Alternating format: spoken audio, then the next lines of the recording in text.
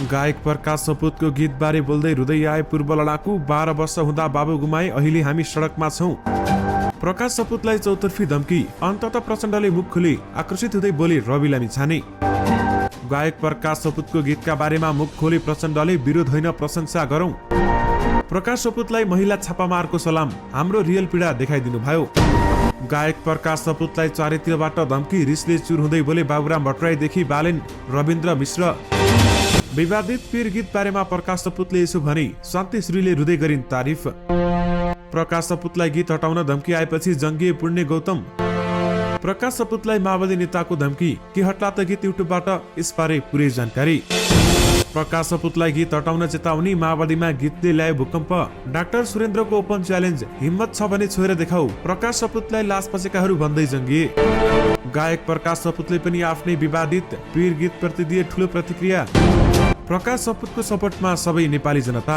दर्शक महानुभाव नमस्कार, तपाईहरूलाई फेरि पनि स्वागत छ स्मार्ट खबर युट्युब च्यानलमा। तपाईहरूमा आज निकै नै विवादित प्रसङ्ग लिएर आएका छौं। गायक प्रकाश सपुतको पीर गीत यति बेला विवादमा रहेको छ। यसबारेमा तपाईहरूलाई थाहा नै छ, हामीले पहिलेका रिपोर्टहरूमा पनि तपाईहरूलाई यसबारेमा सम्पूर्ण जानकारी गराइसकेका छौं। यस गीत विवाद बारेमा विभिन्न नेताहरू, गायकहरू, नायकहरूसँगै विभिन्न नेपाली जनता, डाक्टर सहित बोलेका छन् र नेकपा माओवादी केन्द्रका नेताहरू समेत प्रकाश सपुतमाथि खनिएका छन्। प्रकाश सपुतको गीत बारेमा पूर्व लडाकुहरू पनि मिडियामा आउन थालेका छन् र 12 वर्ष पुरा हुँदा बाबु गुमाए, अहिले पनि सडकमा छौ भन्दै उहाँहरूले आफ्नो दुखेसे समेत पुग्न थालेका छन्। अहिले गायक प्रकाश सपुतलाई चौतर्फी धम्की पनि आइरहेको छ। यस बारेमा प्रचण्डले पनि मुख खोलेका छन्। प्रचण्डले भने यो गीतबाट धेरै आकर्षित हुनु र यसबारेमा धेरै टिक्का टिप्पणी गर्नु आवश्यक नहुने समेत प्रचण्डले बताएका छन् र यसबारेमा टेलिभिजन पत्रकार रवि लामिछाने समेत बोलेका छन्। रवि लामिछानेले प्रकाश सपुत सही भन्ने ठम्याएका छन् र गीतमा देखाइएको सत्य तथ्य भएको समेत रवि लामिछानेले खुलाएका छन्। गायक प्रकाश सपुतलाई महिला छापामारले पनि सलाम गरेकी छन् र हाम्रो रियल पीडा देखाइदिनु भयो भन्दै उनलाई धन्यवाद पनि दिएकी छन्। हाम्रो रियल पीडालाई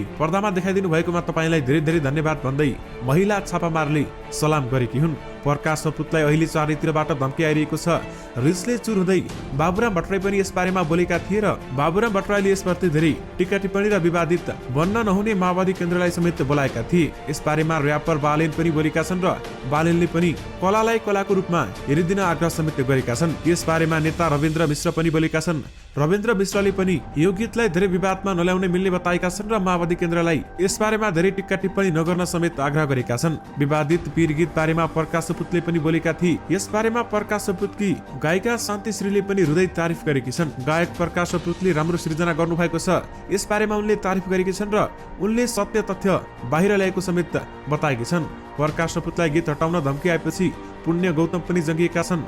सामाजिक अभियन्ता बताइने पुण्य गौतम अहिले सामाजिक सञ्जालमा आउने विवादित टिक्का टिप्पणीबाट उनले केही आफ्नो पक्ष राख्ने गर्दछन् र त्यस पक्षमा प्रकाश सपुत अहिले परेका छन्। उनले भनेका छन्, म दुवैको पक्षबाट बोल्ने व्यक्ति हो। प्रकाश सपुतले पनि त्यो वेश्यावृत्तिको सिन नदेखाउनु पर्ने र साथमा नेकपा माओवादी केन्द्रका नेताहरू समेत उनको कलालाई ठेस पुग्ने गरी धम्की दिन नमिल्ने समेत उहाँले बताउनु भएको छ। प्रकाश सपुतलाई माओवादी नेताहरूले धम्की दिएपछि के युट्युबबाट गीत हट्ला भन्ने नेपाली जनमानसमा ठूलो प्रश्न उब्जिएको छ र साथमा प्रकाश सपुतले अहिलेसम्म गीत हटाएका छैनन् र गीत अहिलेसम्म करिब 60 लाख माथि भ्युज पुगिसकेको छ।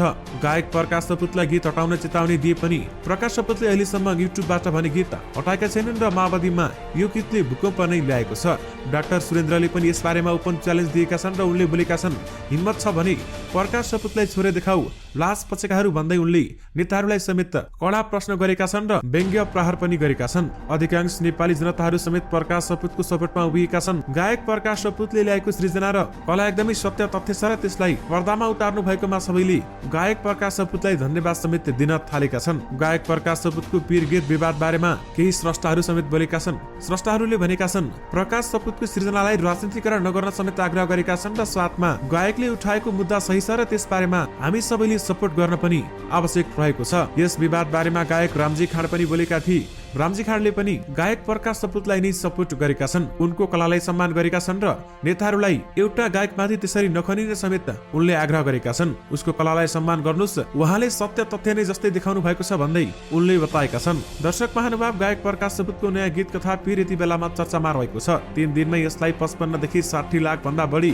हेरिएको छ। 16 मिनेट लामो गीत कथाका शब्दहरू त यति शक्तिशाली छँदैछन् नै। यसमा समितिको कथा र दृश्यले संवेदना भएको हरेक मानिसहरूलाई यसपटक राम्रैसँग जोडसँग हल्लाउँछ। परिमाणत यसको पक्ष र विपक्षमा सामाजिक सञ्जालमा मत व्यक्त भइरहेको छ।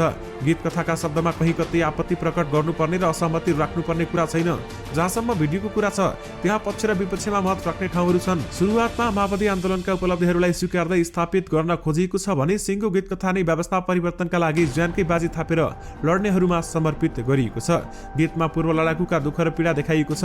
उनीहरू दुःखमा पनि मार्क्सलाई पढ्न भुल्दैनन् र जीवन साथी र सन्तान छोडेर विदेशिनु पर्दा पनि झोलामा प्रगतिशील पुस्तक बोक्न बिर्सदैनन्। यो गीत कथामा देखाइएको मात्रै दृश्य होइन, जीवन व्यवहारमै भइरहेको अभ्यास हो। उनीहरू धोका र अपमान हुँदा पनि पुस्तक पढ्न छाड्दैनन्। उनीहरूमा आन्दोलन प्रतिको अवस्था, आस्था, विश्वास मरेको देखिँदैन।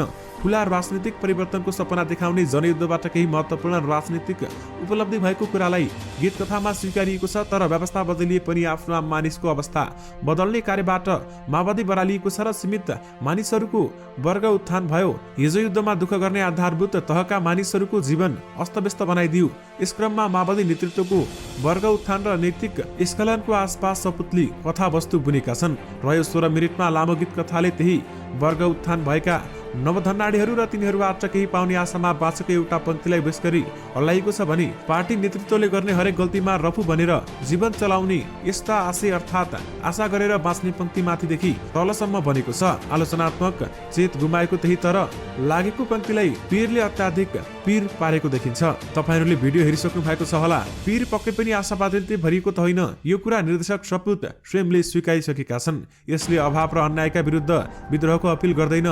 यसले सुन्दर भविष्यको परिकल्पना पनि गर्दैन, बरु यसले हामीलाई निराशावादको खाडलतिर तान्छ। निराशाको कालो कस्तो हुन्छ त्यो देखाउँदैन, मात्र अनुभव पनि गराउँछ। दर्शकको मनभित्र निराशा छुराएर उनीहरूलाई समाजमा भएको असमानता र अन्यायको प्रत्यक्ष अनुभूत गराउनु पीर जस्ता सृजनाको शक्ति अन्तर्निहित रहेको हुन्छ। र अमेरिकी लेखक तथा पत्रकार एलिजाबेथ गिलबर्टको बुझाइमा धुम्रपानले फोक्सो बिगारी जस्तै कुण्ठाले पनि मन मस्तिष्कलाई असर पुर्याउँछ। एक सरको पनि हानिकारक हुन सक्छ। नेल्सन मण्डेलाको भनाइमा कुण्ठा भनेको आफूले विष पिएर आफ्ना दुश्मनहरू मर्छन् भन्नु जस्तै हो। तर कुण्ठा कसैले चाहेर जन्मिँदैन र सबैले मण्डेला र बुद्ध बन्न सक्दैनन्। हामीले गर्ने आम मानिसको कुरा हो। कुण्ठा मनमा गढेर बसुन्जेल मानिसको क्रोध नहराउने कुरा पनि गौतम बुद्धले पनि उल्लेख गरेका छन्। यहाँनिर हिटलरको आउस्पिसमा बन्दी बनाएका अस्ट्रियाका दार्शनिक जित अमेरिकाको भनाइ स्मरणीय छ भन्दै बताइएको छ भने आउस्पिसमा बन्दी बनाउँदा पाएको अपमान र दमनका कारण उनी जीवनभर डिप्रेसनको शिकार थिए र उनी आफूलाई सगर्व कुण्ठा बोकेको पात्र वा फिगर अफ रिसेन्टमेन्टको रूपमा प्रस्तुत गर्थे। उनले डिप्रेसनको औषधि लिन सधैँ अस्वीकार गरेका थिए। दर्शनका दर्जनौं प्रसिद्ध कृतिका रचना अमेरीले अन्त्यमा आत्महत्या गरेका थिए, तर उनले एडी माइन्ड लिमिट लगायतका पुस्तकमा एउटै कुरा दोहोऱ्याइरहेका थिए भने त्यो भने मेरो डिप्रेसन र कुण्ठा ममाथिको भएको अन्यायको प्रमाण हो। म यो प्रमाण भेट्न चाहन्न, म यसको उपचार चाहन्न भन्दै बताइएको थियो। गायक प्रकाश सपुतको विवादित गीत पीरमा माओवादीका नवधनाढ्यहरूलाई हल्लाउने 16 मिनेट भएको समेत बताइएको छ। दर्शक महानुभाव, तपाईहरूको यस बारेमा धारणा के रहेको छ? हामीलाई यो भिडियोको कमेन्ट बक्स मार्फत बताउन भने नबिर्सिनुहोला र साथै हाम्रो च्यानललाई अहिलेसम्म सब्स्क्राइब गर्नुभएको छैन भने सब्स्क्राइब गर्नुहोला। साथै छेउमा रहेको बेल घण्टीलाई दबाउन पनि नबिर्सिनुहोला।